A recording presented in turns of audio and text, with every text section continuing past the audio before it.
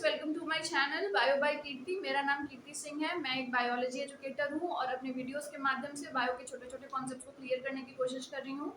उम्मीद है आपको वीडियोस पसंद आ रही होंगी। तो चलिए चलते हैं आज के टॉपिक की ओर, which is homozygote, heterozygote, dominant and recessive alleles, genotype and phenotype. बेटा इसके पहले मैंने जीन, एलील, कैरेक्टर और ट्रेट को बहुत अच्छे से एक्सप्लेन कर रखा है। अगर आपने प्रीवियस वीडियो नहीं देखी है तो प्लीज उसे देख कर आइए, लिंक मैंने डिस्क्रिप्शन में दे रखा है। तो चलिए एक बार रिवाइज करते हैं। जीन क्या होता है बेटा? डीएनए का वो सेगमेंट जिसपे किसी प्रोटीन का कोड होता है और जो ट्रांसक्राइब होकर के प्रोटीन बनाता है उसे हम जीन कहते हैं। ठीक है। एलील क्या होता है बेटा? किसी जीन में अगर म्यूटेशन हो जाए, ठीक है, म्यूटेशन होने से क्या होता है, जीन में बदलाव आ जाएगा तो जीन थोड़ा सा डिफरेंट हो जाएगा, तो वही बदले हुए जीन को हम क्या बोलते हैं? एलील बोलते हैं। ठीक, slightly different forms of same gene. ठीक है, एक ही जीन का थोड़ा सा डिफरेंट स्वरूप, डिफरेंट फॉर्म को हम एलील बोलते हैं। डिफरेंट फॉर्म प्रोड्यूस कैसे होता है? म्यूटेशन से होता है। किसी जीन में बदलाव आ जाए, ठीक, कैसे होता है? जब म्यूटेशन होता है तो डीएनए में ही चेंजेस आने लगते हैं, तो डीएनए पे ही जीन होता है तो जीन पे भी चेंजेस आएंगे, तो वही बदला हुआ जो जीन होगा उसी को हम क्या बोलते हैं? एलील बोलते हैं।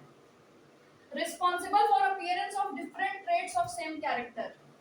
ठीक है, अगर जीन में म्यूटेशन हुआ, ठीक, तो जीन थोड़ी सी डिफरेंट हो गई, तो अब वो जो प्रोटीन बनाएगी वो भी थोड़ा सा डिफरेंट होगा, और अब उस प्रोटीन की वजह से जो कैरेक्टर अपीयर होगा वो भी थोड़ा सा डिफरेंट होगा। जैसे फॉर एग्जांपल आई कलर।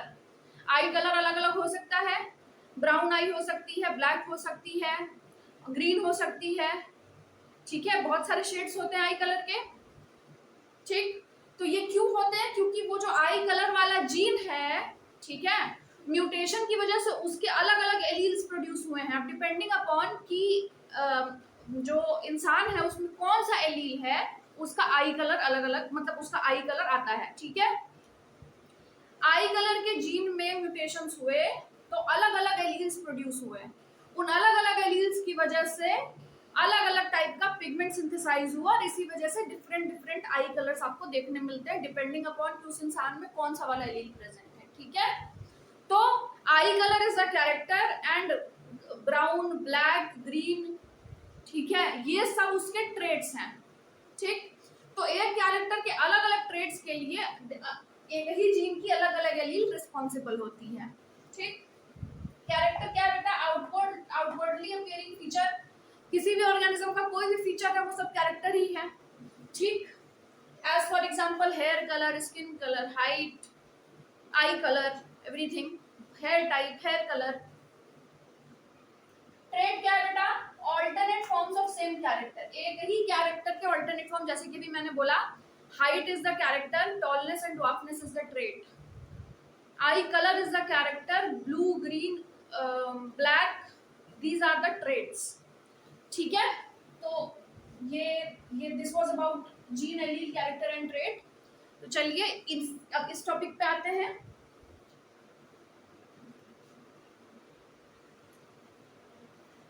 बेटा इसको जानने से पहले थोड़ा सा होमोलॉगस क्रोमोसोम को देख लें। होमोलॉगस क्रोमोसोम, हमें पता है कि जितने भी डिप्लॉयड ऑर्गेनिजम्स होते हैं, डिप्लॉयड ऑर्गेनिजम्स होते हैं, उनमें जो क्रोमोसोम्स होते हैं वो पेयर्ड होते हैं। क्रोमोसोम्स कैसे होते हैं? पेयर्ड होते हैं या सेट्स के फॉर्म में होते हैं। ठीक, पेयर्ड क्रोमोसोम को हम 2n से रिप्रेजेंट करते हैं। ठीक है,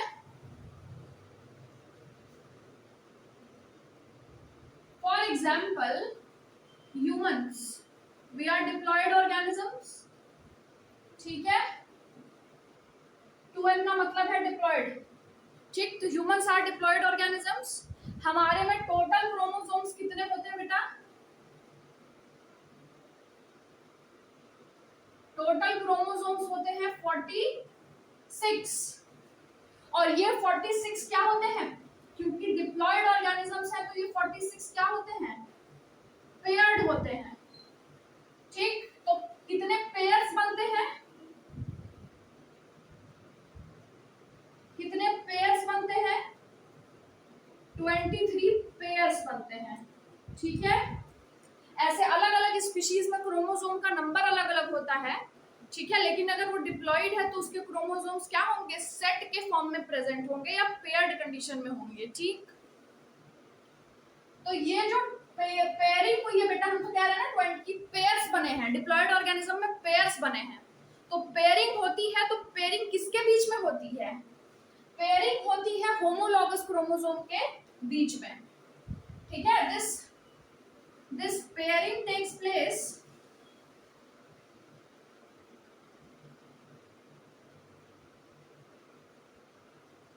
between homologous chromosomes।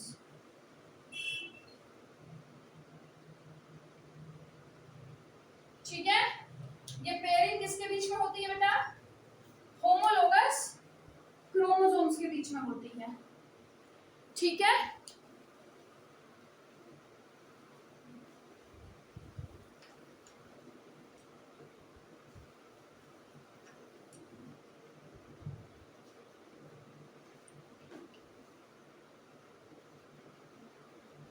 Homologous chromosomes क्या करते हैं, पेयर अप करते हैं डिप्लॉयड ऑर्गेनिज्म में। दे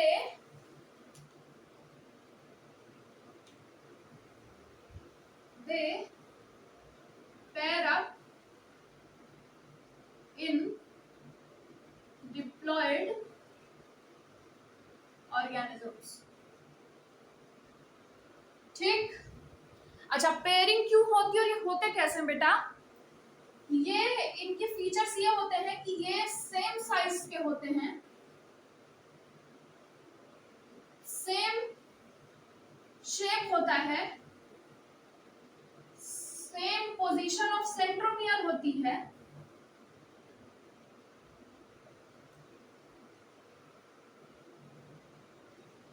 सेम जीन्स होती हैं, सेम जीन्स होती हैं at same position, same genes होती है सेम पोजीशन पे, पोजीशन को क्या बोलते हैं यहाँ पे, लोकस बोलते हैं। ठीक है, तो होमोलोगस क्रोमोसोम डिप्लॉयड ऑर्गेनिज्म में पेयर अप करते हैं, पेयरिंग होती है उनकी, उन्हीं पेयरिंग से सेट्स बनते हैं। ठीक है, जैसे हमारे में 46 क्रोमोसोम 23 का पेयर बना रहे हैं, तो वो जो 23 जो पेयर्स हैं वो होमोलोगस क्रोमोसोम्स के बीच में बने हुए हैं। ठीक है, होमोलोगस क्रोमोसोम किसे कहते हैं, ऐसे क्रोमोसोम जिनका same size, same shape, position of centromere same genes हो सेम पोजीशन पे, पोजीशन को हम क्या बोलते हैं, लोकस बोलते हैं। ठीक है, उनको हम होमोलोगस क्रोमोसोम बोलते हैं। ठीक है बेटा, लेकिन देखो एक बात है यहाँ पे, एक बात मजे की है कि जीन्स भले सेम हो जाएं, जीन्स भले सेम हो जाएं, ठीक है, एलील्स कैन बी डिफरेंट। ठीक है, सेम पोजीशन पे सेम जीन तो होती है, लेकिन एलील्स अलग अलग हो सकती हैं। ठीक, समझ में आ गया, होमोलॉगस क्रोमोसोम पे जीन सेम पोजीशन पे तो होगी, सेम जीन सेम पोजीशन पे होगी, लेकिन एलील्स कैन बी डिफरेंट, और यही एलील डिफरेंट और सेम होने की वजह से होमोजाइगोट, हेटेरोजाइगोट ये सब बनता है। ठीक है, इसीलिए बता रहे हैं ये। और एक प्रॉपर्टी और है कि ये एक मैटरनल होता है और एक पैटर्नल होता है, मतलब एक मम्मी से आता है और एक पापा से आता है। ये है होमोलॉगस क्रोमोसोम्स की विशेषताएं। ठीक है, अब उसी से पता चलेगा होमोजाइगोट और हेटेरोजाइगोट के बारे में। ठीक,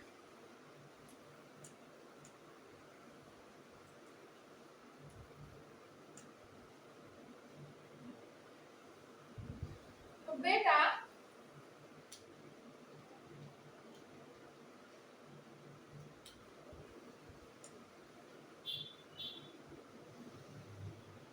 ये मैंने बनाया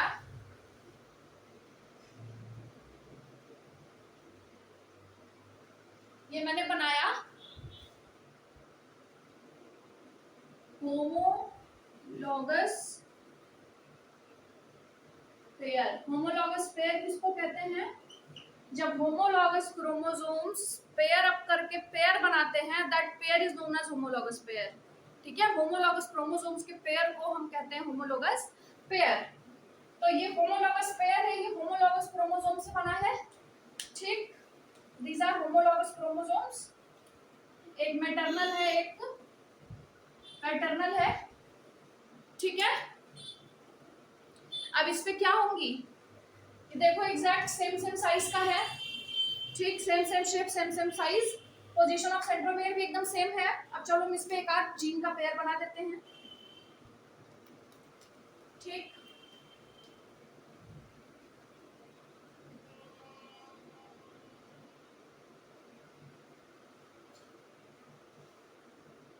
ठीक है,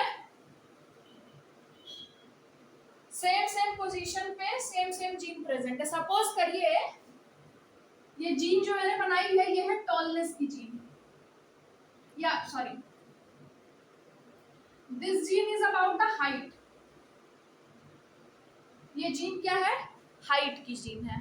ठीक, अब हाइट जो है दो टाइप की हो सकती है, टॉल हो सकती है या ड्वार्फ हो सकती है। ठीक है, मैंने ये हाइट की जीन बनाई है। ठीक, होमोलॉगस क्रोमोसोम के ऊपर। ठीक, अब मैंने कैरेक्टर कौन सा चूज किया है यहाँ पे? This is the character, this is the character and these are traits of the same character। Okay, मैंने कैरेक्टर चूज किया हाइट, और हाइट के मैंने यहाँ दो ट्रेट्स लिए, एक टॉल और एक ड्वार्फ। ठीक, अब सपोज करो बेटा कि हाइट के लिए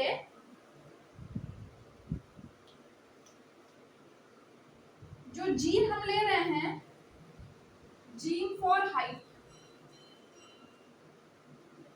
ठीक है, उसको आप एक लेटर से रिप्रेजेंट कर दीजिए। एक कोई भी अल्फाबेटिकल लेटर से आप रिप्रेजेंट कर सकते हैं किसी जीन को। ठीक है, समझने के लिए we are taking a letter T.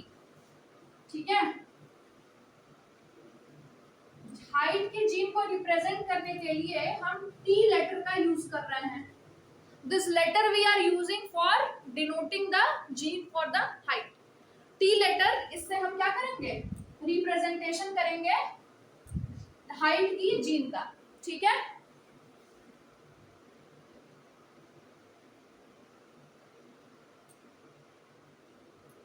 Represent,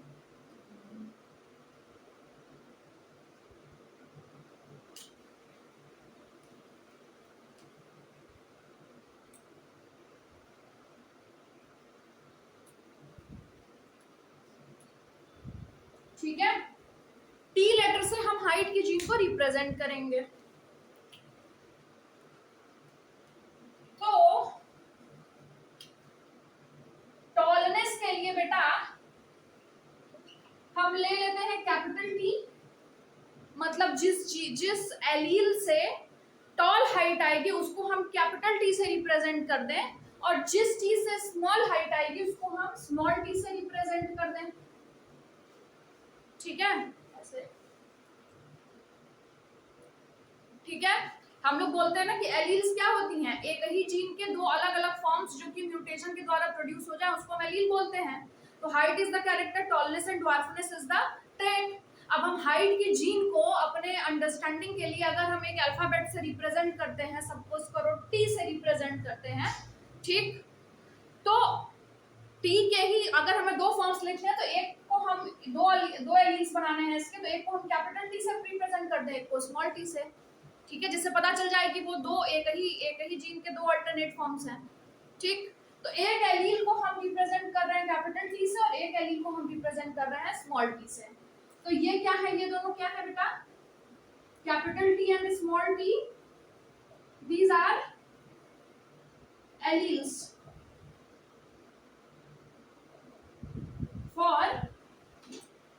tallness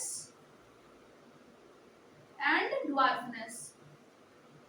समझ रहे हो?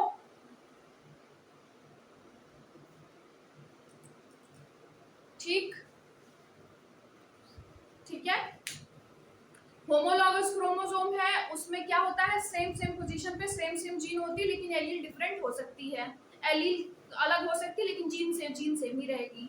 हम यहाँ पर कैरेक्टर चूज कर रहे हैं, हाइट, कैरेक्टर के दो ट्रेट्स, टॉलनेस और ड्वार्फनेस। ट्रेट्स कैसे आते हैं, एक ही जीन के अलग अलग एलील्स की वजह से आते हैं। तो हम हाइट की जीन को टी से, अल्फाबेटिकल लेटर टी ले लें हाइट की जीन को रिप्रेजेंट करने के लिए।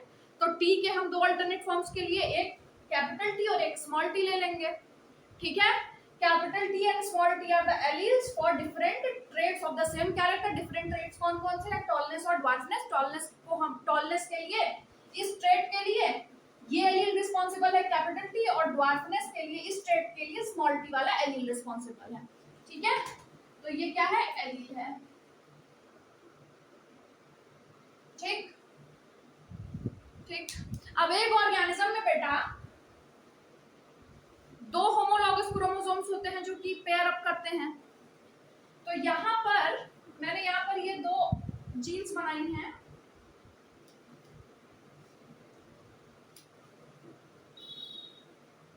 ठीक, होमोलॉगस क्रोमोसोम्स पे सेम पोजीशन पे सेम जीन होगी।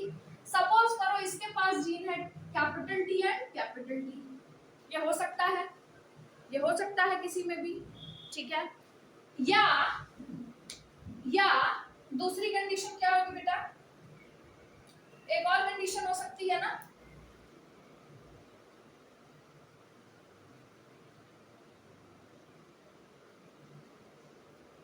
एक और कंडीशन हो सकती है,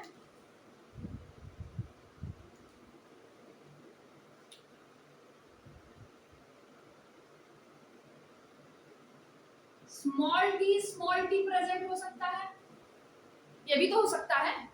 ये या तो ये होगा, या तो ये वाला होगा, या तो ये होगा। ठीक, और ये भी हो सकता है ना,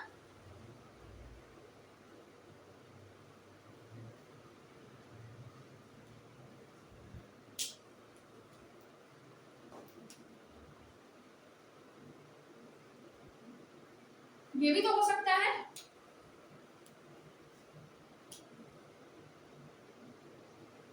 ठीक, ये तीन पॉसिबिलिटी है।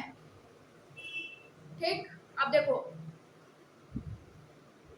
एक कोई ऑर्गेनिज्म है, उसके पास ये एक होमोलॉगस पेयर है। ठीक, एक होमोलॉगस पेयर में दो होमोलॉगस क्रोमोसोम्स हैं। ठीक, अब इन दोनों पे हाइट की जीन अगर इस पे इन्हीं दोनों क्रोमोसोम्स पे प्रेजेंट है, तो किसी और पेयर के किसी और क्रोमोसोम पे नहीं प्रेजेंट होगी। ठीक है, और है उसके पास ये दो, मतलब एक होमोलॉगस पेयर में दो क्रोमोसोम्स, अगले होमोलॉगस पेयर में दो क्रोमोसोम, फिर अगले होमोलॉगस पेयर में दो क्रोमोसोम्स, ऐसे करते करते जितने उसके पास सेट्स हैं उतने सेट्स हो जाएंगे। ठीक है, लेकिन बात यह है कि एक पेयर में, ठीक है, एक पेयर में जो जीन्स प्रेजेंट होंगी वो किसी दूसरे पेयर में नहीं प्रेजेंट होगी। अगर हाइट की जीन है तो हाइट की जीन इन्हीं दोनों क्रोमोसोम्स पे होंगी। ठीक है, तो इतनी संभावना बन रही है ना कि या तो दोनों ये वाली एलील आ जाए, दोनों ये वाली एलील आ जाए, या ये वाला कॉम्बिनेशन आ जाए। इन दो एलील से ये तीन कॉम्बिनेशंस पॉसिबल हैं। समझ रहे हो? होमोलॉगस पेयर पे बेटा जीन्स हैं, लेकिन जिस कैरेक्टर की जीन प्रेजेंट रहेगी एक होमोलॉगस पेयर पे, उस कैरेक्टर की जीन फिर किसी दूसरे होमोलॉगस पेयर पे नहीं होगी। हर होमोलॉगस पेयर पे अपनी अलग अलग जीन्स होती हैं। ठीक है, ये तो जानते ही हो। तो इन दो एलील से ये तीन तरीके का कॉम्बिनेशन पॉसिबल है। या तो दोनों होमोलॉगस क्रोमोसोम्स पे कैपिटल टी आ जाए। ठीक है, दोनों मतलब जिस भी क्रोमोसोम के पेयर पे हाइट की जीन होगी वहां पर या तो ये दोनों एलील्स हो सकती हैं, दोनों कैपिटल टी वाली आ जाए। ठीक, दोनों स्मॉल टी वाली आ जाए, या एक कैपिटल टी एक स्मॉल टी आ जाए। ठीक, तो ये तीन कॉम्बिनेशंस पॉसिबल है, ये तीन संभावनाएं पॉसिबल हैं। समझ गए? एक इंसान में एक कैरेक्टर की 2 जीन्स प्रेजेंट होती हैं क्योंकि उसके पास होमोलॉगस क्रोमोसोम्स, ध्यान से सुनो, एक इंसान नहीं, एक ऑर्गेनिज्म में अगर वो डिप्लॉयड ऑर्गेनिज्म है, ठीक है, तो उसके पास हर कैरेक्टर के लिए 2 जीन्स तो प्रेजेंट रहेंगी ही रहेंगी, ठीक है, क्योंकि उसके पास होमोलॉगस क्रोमोसोम्स है। होमोलॉगस क्रोमोसोम्स एक मम्मी से आता है, एक पापा से आता है, दोनों ही हर तरीके से आइडेंटिकल होता है, मतलब शेप, साइज, सेंट्रोमियर का पोजीशन और type of gene and position of gene सब कुछ सेम सेम रहती है। तो क्योंकि 2 क्रोमोसोम्स होते हैं एक जैसे, तो 2 जीन्स प्रेजेंट होती हैं एक कैरेक्टर के लिए, ठीक है। अब वो सेम आइडेंटिकल जीन्स हो सकती हैं, या फिर एक ही जीन के 2 डिफरेंट एलील्स हो सकते हैं, ठीक, समझ रहे हो कि नहीं समझ रहे हो? एक दोनों आइडेंटिकल जीन्स हो सकती हैं या फिर एक ही जीन के दोनों डिफरेंट एलील्स हो सकते हैं दोनों क्रोमोसोम पे, क्योंकि होमोलॉगस क्रोमोसोम पे सेम पोजीशन पे सेम जीन तो है, लेकिन एक ही जीन के दोनों अलग अलग एलील्स हो सकते हैं। तो या तो दोनों ही जीन्स अलग अलग हो, दोनों ही जीन सेम सेम हो, ठीक, या फिर एक कॉम्बिनेशन ये भी है कि एक ही जीन के दोनों अलग अलग एलील्स प्रेजेंट हो, ठीक। तो ये 3 कॉम्बिनेशंस पॉसिबल हैं। आई थिंक क्लियर हूं मैं, समझ में आ रहा है? एक डिप्लॉयड ऑर्गेनिज्म में एक कैरेक्टर के लिए 2 जीन्स प्रेजेंट होती हैं। कहाँ प्रेजेंट होती है? होमोलॉगस क्रोमोसोम्स पे, एक दूसरे के एकदम अगल बगल, देखो अगल बगल प्रेजेंट है ना। अब वो सेम जीन्स हो सकती हैं आइडेंटिकल, ठीक, या फिर एक ही जीन के दोनों डिफरेंट एलील्स भी हो सकते हैं, ठीक है ना। तो ठीक, तो ये 3 कॉम्बिनेशंस बने, तो ये 3 कॉम्बिनेशंस हैं बेटा। एक चीज और आप देखिए, होमोलॉगस पेयर की बात हम कर रहे हैं यहाँ पे, ठीक है। होमोलॉगस पेयर होमोलॉगस क्रोमोसोम्स के बीच में है और होमोलॉगस क्रोमोसोम पे सेम जीन प्रेजेंट होती है, ठीक है। एलील भले डिफरेंट है लेकिन जीन तो सेम है, ठीक है। और ये दोनों, जैसे अगर एक इसकी आप बात करें, ठीक है, दोनों ही क्रोमोसोम पे हाइट की जीन प्रेजेंट है, ठीक। इसी तरीके से और जीन्स भी होंगी, ठीक, और दोनों क्रोमोसोम पे सेम जीन्स होंगी। एलील भले अलग अलग हुआ लेकिन जीन तो सेम ही है, सेम ही कैरेक्टर की है। तो इस तरीके से हमें ये समझ में आ रहा है कि किसी भी इंडिविजुअल के अंदर, ठीक है, एक इंडिविजुअल में for every character 2 genes are present on homologous chromosome, ठीक है। हर कैरेक्टर के लिए 2 होमोलॉगस क्रोमोसोम्स हैं, दोनों होमोलॉगस क्रोमोसोम पे सेम जीन प्रेजेंट होंगी, यानी हर कैरेक्टर के लिए 2 जीन्स प्रेजेंट होती हैं, ठीक है। एलील भले डिफरेंट हो जाए लेकिन जीन सेम रहेगी, ठीक है, ठीक। एलील क्या होता है? एक ही जीन के स्लाइटली डिफरेंट फॉर्म्स हैं, तो जीन तो सेम है ना। एलील भले डिफरेंट हो सकता है लेकिन जीन सेम है। तो हर ऑर्गेनिज्म में हर कैरेक्टर के लिए 2 होमोलॉगस क्रोमोसोम्स प्रेजेंट है, तो दो होमोलॉगस क्रोमोसोम्स पे 2 जीन्स प्रेजेंट हैं जो कि सेम कैरेक्टर को कोड कर रही हैं। तो हर इंडिविजुअल में हर कैरेक्टर के लिए 2 जीन प्रेजेंट है। Each individual has 2 genes for each character. समझ में आ गया? तो ये एक बात आपने समझी। अब आगे देखिए, अगर ये सारे को हम बिना क्रोमोसोम के लिखना चाहिए जो कॉम्बिनेशंस बने हैं, तो हम इसको ऐसे लिख सकते हैं। एक ये है, दूसरा क्या है? दूसरा है स्मॉल टी, ठीक है, और तीसरा क्या है? Capital T, small T. यही 3 एलीलिक कॉम्बिनेशंस आपको दिख रहे हैं, capital T, small T, capital T, small T, ठीक। तो बेटा ये वाले जो कॉम्बिनेशंस हैं, ये वाला, इसको हम बोलते हैं, इस कंडीशन को हम बोलते हैं होमोजाइगोसिटी,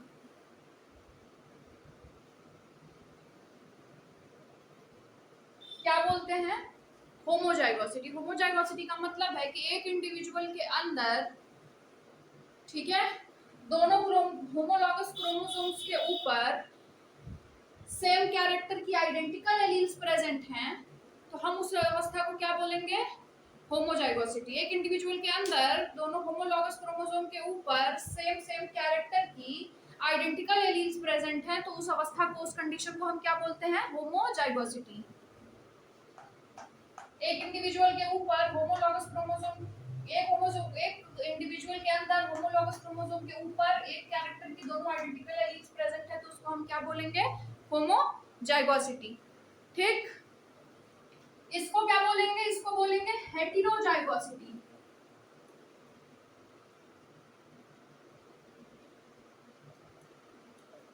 हेटेरोजाइगोट का मतलब एक इंडिविजुअल है जिसकी होमोलॉगस क्रोमोसोम के ऊपर सेम कैरेक्टर की दोनों डिफरेंट एलील्स प्रेजेंट हैं। ठीक, होमोजाइगोसिटी का मतलब ये है।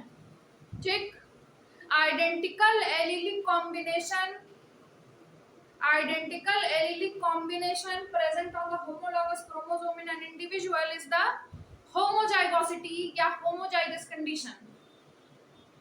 ठीक है, different allelic combination of the same character present on the homologous chromosome in the individual is, this condition is known as heterozygosity. ठीक है, लिखें।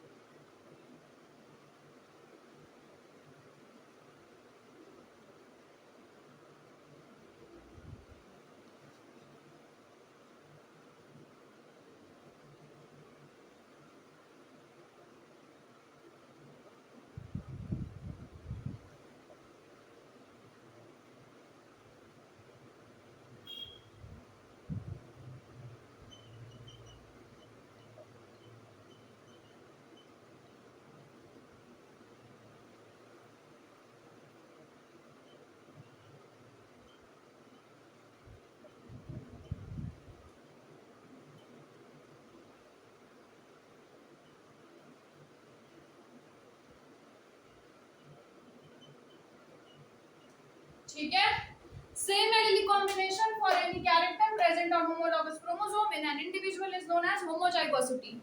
और उस इंडिविजुअल को बोलेंगे होमोजाइगोट। जो इंडिविजुअल होगा, जो ऑर्गेनिज्म होगा, that individual will be known as homozygote। ठीक है, ये होता है होमोजाइगोट। ठीक है बेटा, इसको मिटा देते हैं।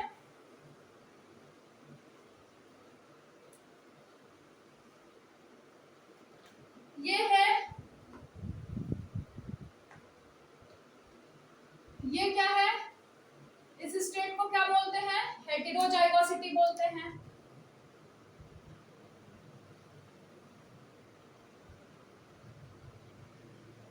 ठीक है, इसमें क्या है? Different allelic combination.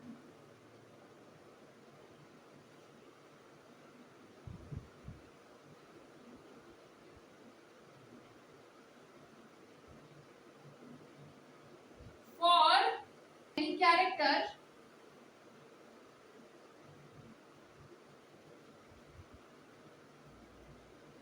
present on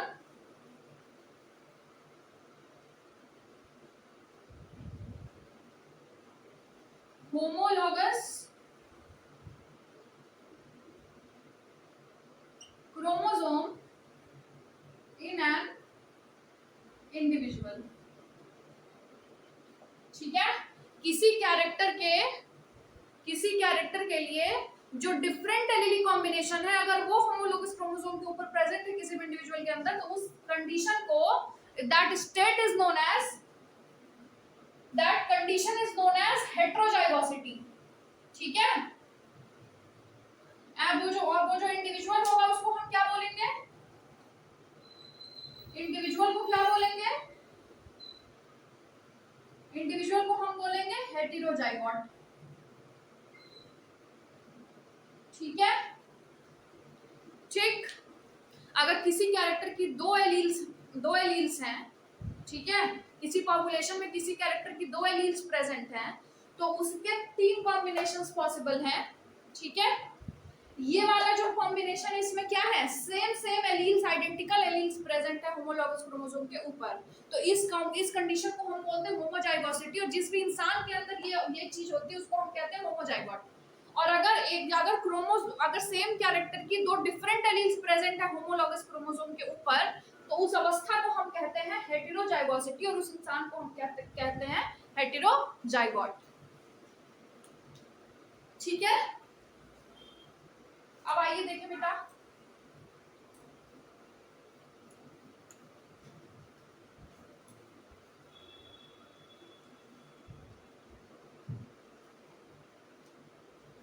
genotype और फिनोटाइप का क्या मतलब है बेटा। किसी भी कैरेक्टर के लिए जो एलीलिक कॉम्बिनेशन प्रेजेंट होता है उसको हम जीनोटाइप बोलते हैं, मतलब दिस इज जीनोटाइप। एलीलिक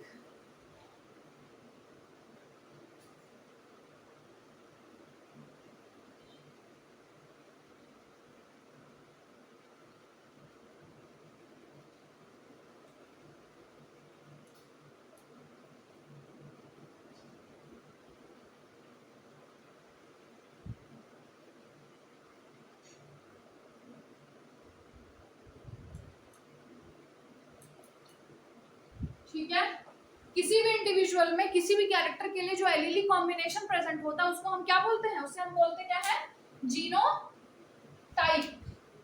उसे हम क्या बोलेंगे, जीनोटाइप बोलेंगे, ठीक है। तो ये तीनों क्या है, दीज आर जीनोटाइप, ये T capital T small T capital T capital T small T, these are genotype. Phenotype क्या होता है, इन एलीलिक कॉम्बिनेशन की वजह से जो ट्रेट अपीयर होता है, ठीक है, जो ट्रेट अपीयर होता है बाहर के साइड, उसको हम फिनोटाइप कहते हैं।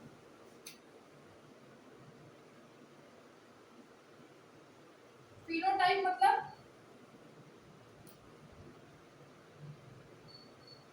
आउटवर्डली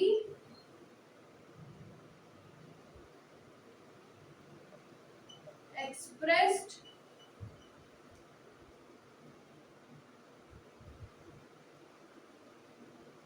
character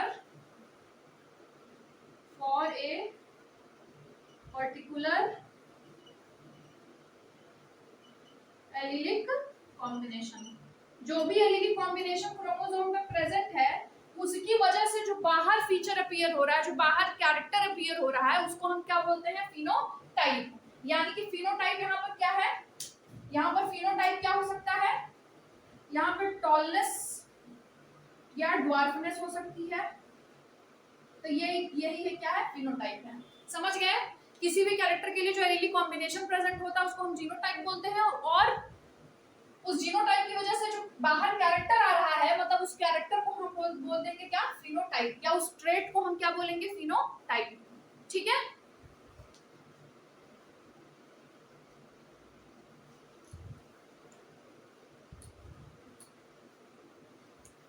कैरेक्टर नहीं, ट्रेट वर्ड यूज करें तो ज्यादा बेहतर है, आउटवर्डली एक्सप्रेस्ड ट्रेट, क्योंकि कैरेक्टर तो हाइट है ना, तो outwardly expressed trait is the phenotype, क्योंकि या तो प्लांट टॉल होगा या ड्वार्फ होगा, ठीक है, आई का कलर या तो ग्रीन होगा या तो ब्लैक होगा या तो ब्लू होगा, तो हम कहेंगे आउटवर्डली एक्सप्रेस्ड ट्रेट, ना कि character, outwardly expressed trait for a particular allelic combination, ठीक है, इज नोन एज फिनोटाइप, ठीक।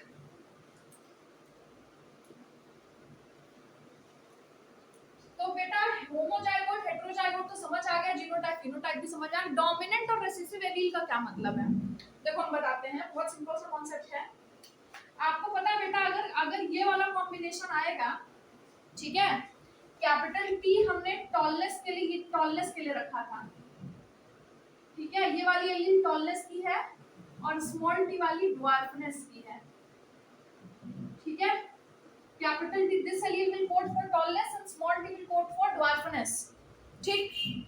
तो अगर किसी ऑर्गेनिज्म में कैपिटल टी वाला कॉम्बिनेशन है तो ऑब्वियस है कि वो ऑर्गेनिज्म कैसा होगा, इस जीनोटाइप के लिए फिनोटाइप क्या आएगा, टॉल आएगा, कोई इशू नहीं है, ठीक है। फर्स्ट, सेकंड,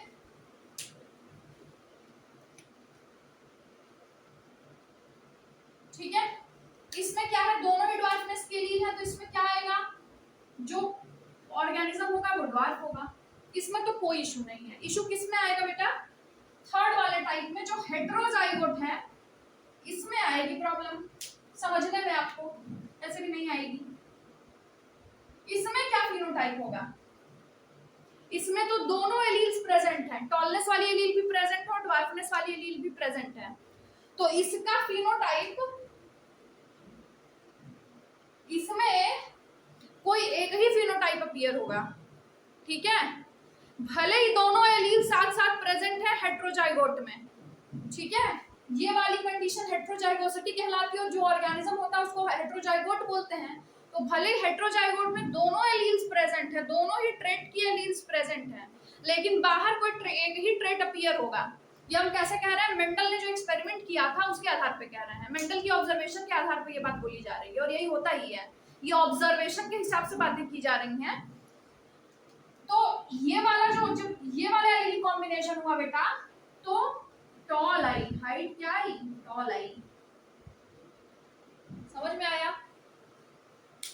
टॉलनेस और ड्वार्फनेस का एलील जब साथ में कंबाइन होगा किसी ऑर्गेनिज्म के अंदर, मतलब जब हेटेरोजाइगस कंडीशन बनेगी, तो उस हेटेरोजाइगस कंडीशन में एक ही ट्रेट अपीयर होता है, भले ही दोनों की एलील्स प्रेजेंट है लेकिन अपीयर बाहर एक ही ट्रेट होता है। जब मेंडल ने एक्सपेरिमेंट किया था तो वो जो प्लांट था वो टॉल आया था, समझ में आया। तो ये जो, तो इसका मतलब ये है कि यहाँ पर टॉलनेस ने ड्वार्फनेस को ओवरपावर कर दिया, ठीक ठीक। तो tallness is the dominant trait and dwarfness is the recessive trait, ठीक।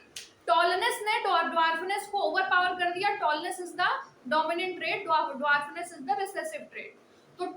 तो ट्रेट ने क्यों ओवरपावर किया, क्योंकि जो इसकी एलील थी, this was strong, this allele was strong over this. Tallness की जो एलील थी it was strong, it was dominant, तो टॉलनेस वाली एलील ने ड्वार्फनेस वाली एलील को ओवरपावर कर दिया और ड्वार्फनेस को अपीयर नहीं होने दिया, ये सिर्फ टॉलनेस अपीयर हुआ, समझ गए। तो यहाँ पर जो कैपिटल टी वाली एलील है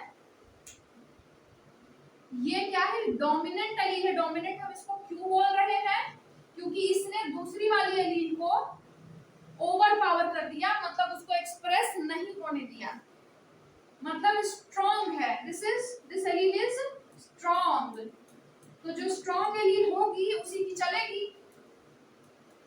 रिसेसिव एलील वो होती है जो एक्सप्रेस नहीं हो पाई, जो वीक पड़ गई, जिसका कैरेक्टर अपीयर नहीं हुआ, ठीक है, समझ गए।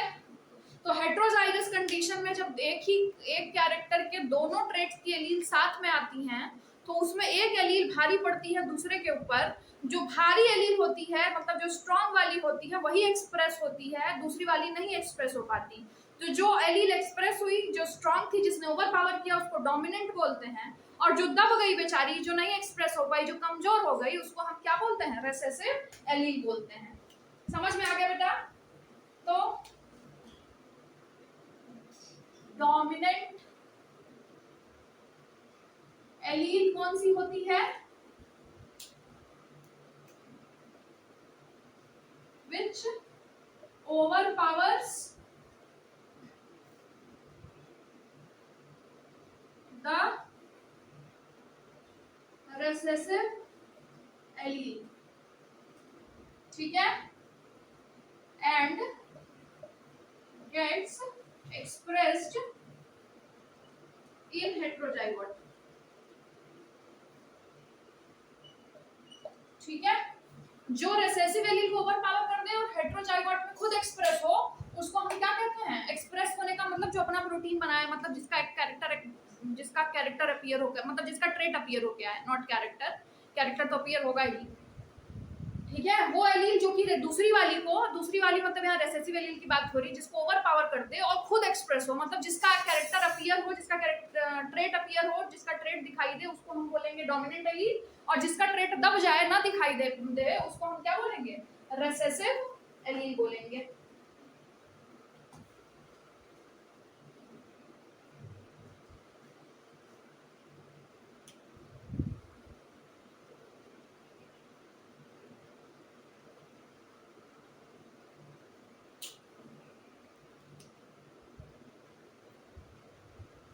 which is unable to express in the presence of dominant allele। Express होने का मतलब होता है बेटा, एक्सप्रेस होने का मतलब होता है ट्रांसक्राइब होके प्रोटीन बनाना। तो जो भी ट्रांसक्राइब होके प्रोटीन बनाएगा उसी का ट्रेट अपीयर होगा। अगर टॉलनेस वाली ट्रांसक्राइब हुई तो मतलब प्लांट टॉल हो जाएगा, और अगर ड्वार्फनेस वाली ट्रांसक्राइब हुई तो उसका प्लांट ड्वार्फ हो जाएगा। जो एलील ट्रांसक्राइब होगी उसी का ट्रेट अपीयर होगा, जो ट्रांसक्राइब नहीं हो पाएगी उसका ट्रेट अपीयर नहीं होगा। तो जो ट्रांसक्राइब हुई, ठीक है, जब दोनों एलील्स प्रेजेंट थी तो जो ट्रांसक्राइब हुई वो डोमिनेंट थी, और जो नहीं हो पाई वो रिसेसिव थी, कमजोर थी। तो which is an allele which is unable to express in the presence of dominant allele is known as recessive allele। ठीक है, so यही था। This was all about heterozygote, homozygote, dominant, recessive allele, genotype and phenotype। I hope आपको समझ आया होगा, और अगर समझ आया तो प्लीज अपना फीडबैक जरूर दीजिए कमेंट सेक्शन में, and do like, share and subscribe. Thank you.